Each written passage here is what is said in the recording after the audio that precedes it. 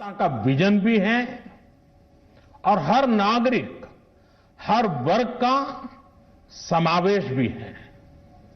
हम इस बजट में जिन सिद्धांतों को लेकर चले हैं वो हैं ग्रोथ के लिए नए अवसरों, नई संभावनाओं का विस्तार करना, युवाओं के लिए नए अवसरों का निर्माण करना, मानव संसाधन को एक नया आयाम देना, इंफ्रास्ट्रक्चर निर्माण के लिए नए नए क्षेत्रों को विकसित करना, आधुनिकता की तरफ आगे बढ़ना, नए सुधार लाना। साथियों, नियमों और प्रक्रियाओं को सरल बनाकर आम लोगों के जीवन में ईज ऑफ लिविंग को बढ़ाने पर इस बजट में जोर दिया गया है। ये बजट इंडिविजुअल्स, इन्वेस्टर्स, इंडस्ट्री और साथ ही इंफ्रास्ट्रक्चर सेक्टर में बहुत सकारात्मक बदलाव लाएगा। मैं इसके लिए देश की वित्त मंत्री निर्मला जी को और उनके साथी मंत्री अनुराग जी और उनकी टीम को बहुत बहुत बधाई देता हूं। साथियों, ऐसे बजट देखने को कम ही मिलते हैं जिसमें शुरू के 1-2 घंटों में ही इतने सकारात्मक रिस्पांस आए। कोरोना के चलते कई एक्सपर्ट्स ये मानकर चल रहे थे सरकार आम नागरिकों पर बोझ बढ़ाएगी, लेकिन फिस्कल सस्टेनेबिलिटी के प्रति अपने दायित्वों को ध्यान में रखते हुए सरकार ने बजट साइज बढ़ाने पर जोर दिया। हमारी सरकार ने निरंतर प्रयास किया है कि बजट ट्रांसपेरेंट होना चाहिए। मुझे खुशी है कि आज अनेक विद्वानों ने इस बजट की ट्रांसपेरेंसी की सराहना की है। साथियों, भारत कोरोना की लड़ाई में रिएक्टिव होने के स्थान पर हमेशा ही प्रोएक्टिव रहा है। चाहे वो कोरोना के काल में किए गए रिफॉर्म्स हो या फिर आत्मनिर्भर भारत का संकल्प, इसी प्रोएक्टिवनेस को बढ़ाते हुए आज के बजट में भी रिएक्टिव का नामो निशान नहीं है। साथ ही हम एक्टिव पर, स्टेटस को पर भी अटके नहीं हैं और हमने इस बजट में भी प्रोएक्टिव बजट देकर के देश के सामने प्रोएक्टिव होने का संदेश दिया है।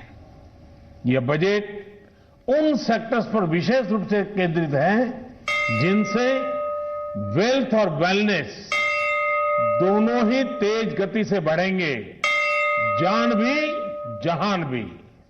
इसमें एमएसएमईज और इंफ्रास्ट्रक्चर पर विशेष रूप से जोर दिया गया है। इसी तरह ये बजट जिस तरह से हेल्थ केयर पर केंद्रित है वो भी अभूतपूर्व है। ये बजट देश के हर क्षेत्र में विकास यानी ऑल राउंड डेवलपमेंट की बात करता रहता है। खास तौर पर मुझे खुशी है कि इस बजट में दक्षिण के हमारे राज्य, पूर्वोत्तर के हमारे राज्य और उत्तर में लेह लद्दाख जैसे क्षेत्रों में विकास पर विशेष ध्यान दिया है। ये बजट भारत के कोस्टल स्टेट्स जैसे तमिलनाडु, केरल, पश्चिम बंगाल, इनको एक बिजनेस पावर हाउस बनाने की दिशा में एक बड़ा कदम उठाए। नॉर्थ ईस्ट के राज्य जैसे असम के अनएक्सप्लोर्ड पोटेंशियल को टैप करने में बजट बहुत बड़ी मदद करेगा। इस बजट में जिस तरह से रिसर्च एंड इनोवेशन इकोसिस्टम पर बल दिया गया है, जो प्रावधान किए गए हैं, उनसे हमारे युवाओं को ताकत मिलेगी। भारत उज्जवल भविष्य के लिए बहुत ठोस कदम रखेगा। साथियों, देश के सामान्य मानवी का महिलाओं का जीवन आसान बनाने के लिए उनके स्वास्थ्य, स्वच्छता, पोषण, शुद्ध जल और अवसरों की समानता बजट में विशेष बल दिया गया है।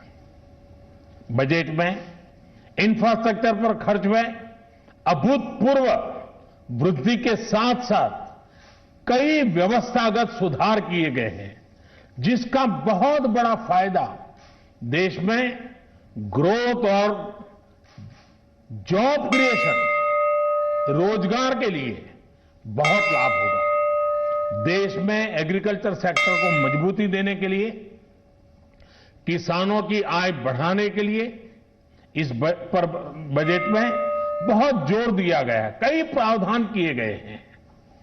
एग्रीकल्चर सेक्टर में किसानों को और आसानी से और ज्यादा ऋण मिल सकेगा। देश की मंडियों को यानी एपीएमसी को और मजबूत करने के लिए, सशक्त करने के लिए एग्रीकल्चर इंफ्रास्ट्रक्चर फंड से मदद का प्रावधान किया गया है। ये सब निर्णय ये दिखाते हैं कि इस बजट के दिल में गांव है, हमारे किसान है। एमएसएमई सेक्टर को गति देने के लिए, रोजगार के अवसर बढ़ाने के लिए इस बार एमएसएमई सेक्टर का बजट भी पिछले साल की तुलना में 2 गुना से ज्यादा कर दिया गया है। साथियों, ये बजट आत्मनिर्भरता के उस रास्ते को लेकर आगे बढ़ा है जिसमें देश के हर नागरिक की प्रगति शामिल है। ये बजट इस दशक की शुरुआत की एक मजबूत नींव रखने वाला बजट है। सभी देशवासियों को आत्मनिर्भर भारत के इस महत्वपूर्ण बजट के लिए मैं बहुत बहुत शुभकामनाएं देता हूं। फिर से एक बार वित्त मंत्री जी और उनकी टीम को बहुत बहुत अभिनंदन करता हूं, धन्यवाद करता हूं। प्रधानमंत्री नरेंद्र मोदी को सुन रहे थे आप। प्रधानमंत्री द्वारा वित्त मंत्री निर्मला सीतारमण और वित्त राज्य मंत्री अनुराग ठाकुर को बधाई दी गई। प्रधानमंत्री ने कहा, पूर्व से लेकर पश्चिम तक और उत्तर से लेकर दक्षिण तक विकास देने वाला ये बजट है। उनकी तरफ से ये भी कहा गया कि कई संभावनाओं का विस्तार किया गया है। और क्या कुछ प्रधानमंत्री मोदी द्वारा कहा गया है प्रोएक्टिव होने को लेकर इस बजट में, सुनिए।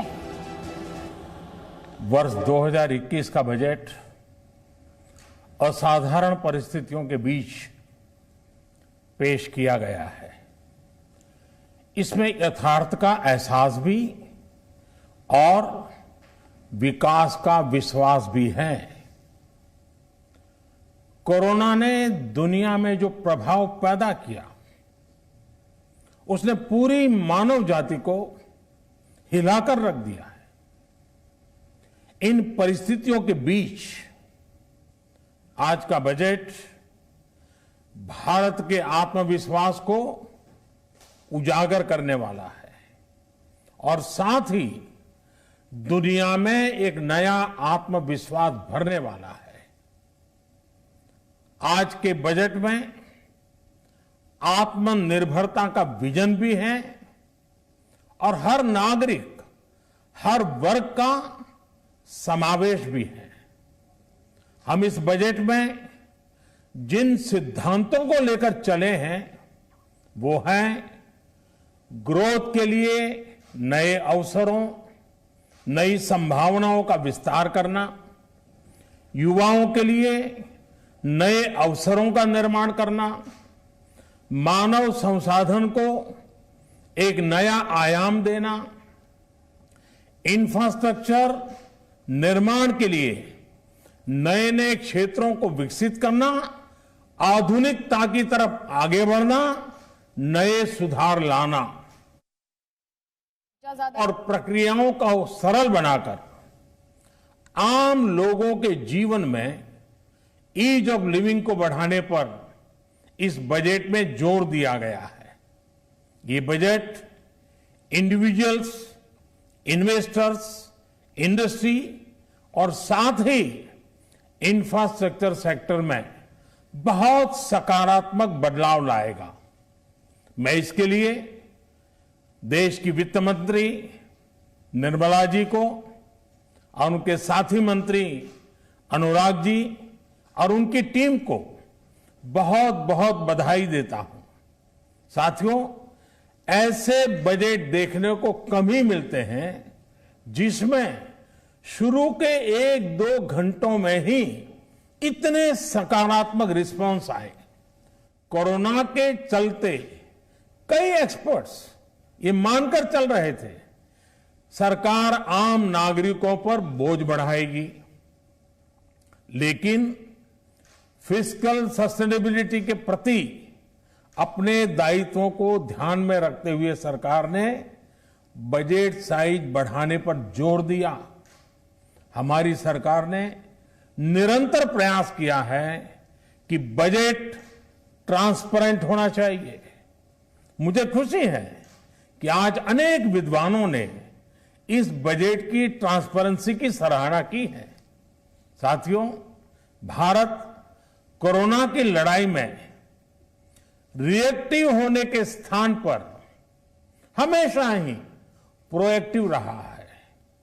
चाहे वो कोरोना के काल में किए गए रिफॉर्म्स हो या फिर आत्मनिर्भर भारत का संकल्प, इसी प्रोएक्टिवनेस को बढ़ाते हुए आज के बजट में भी रिएक्टिव का नामो निशान नहीं है।